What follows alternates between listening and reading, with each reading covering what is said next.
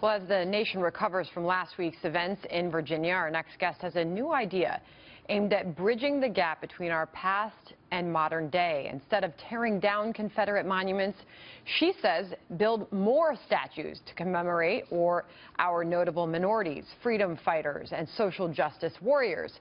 Cheryl Chumley is the online opinion editor for The Washington Times. Cheryl, it's a difficult subject, but it's an uncomfortable conversation, as that young woman's mother talked about at that memorial service today, that has to be had. In your piece in The Washington Times, you begin it by saying Charlottesville is coming to a city near you. Count on it. The big question that follows all of this is, where does it stop? You are offering a solution. What is that? Right, Sandra, and thanks for having me. Well, basically, if we're going to go about and tear down monuments because they hurt people's feelings, they bring back memories of times that we would rather forget, then instead, why don't we build up monuments that show the other side of the story? Instead of tearing down Robert E. Lee, for instance, why not put up monuments that the left would like to see, put up and heralded as, you know, inspirational to other Americans. There are blacks who fought on the Union side in the Civil War. There are even blacks who served in the Confederacy, more as manual laborers and cooks and so forth. But that aside, moving on through history, there are all kinds of minorities that could be, formed as monuments and placed next to those so-called offensive historical monuments that people are so busy trying to tear down. And that way we would have kind of a balanced reflection. Next to Robert E. Lee, maybe we could have Martin Luther King or something like that.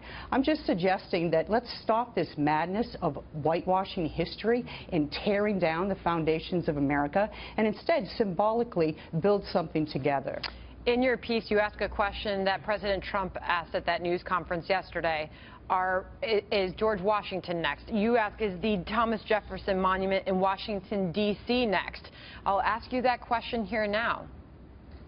Well, it would seem to be. I mean, if you're following that train of logic that all these monuments that bring up memories of racism have to be torn down and erased from American history, erased from the entire nation, then you can't just stop with the Civil War. You have to go back to the founding fathers, many of whom were slaveholders, many of whom, were staunch advocates of slaves. And so why not Thomas Jefferson? Why not George Washington? Thomas Jefferson was a slaveholder.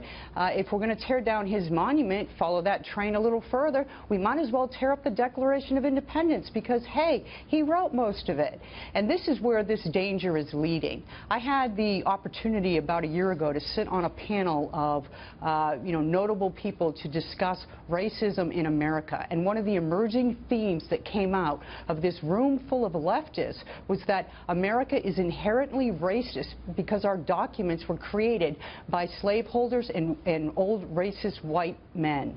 So this is where this is leading, and we need to be aware of it. It's not so much about monuments, it's political. And in your piece, you say tearing down is symbolic of dissension, hatred, anger, partisanship, violence. But building more, which is your solution, you say that's not only a symbol of unity and healing, it's also a means of enriching America's public shows of history and fostering deeper debate.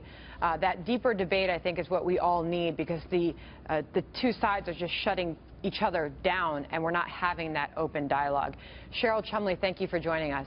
Thank you.